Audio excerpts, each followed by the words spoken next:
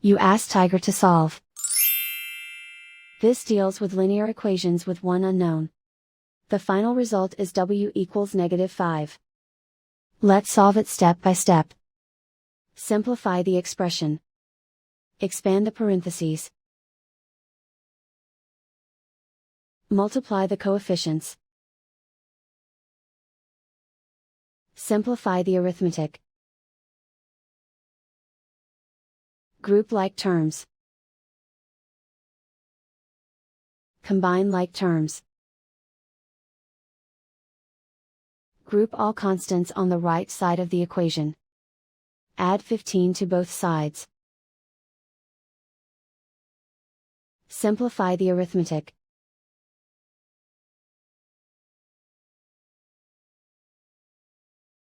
Isolate the w. Divide both sides by -3.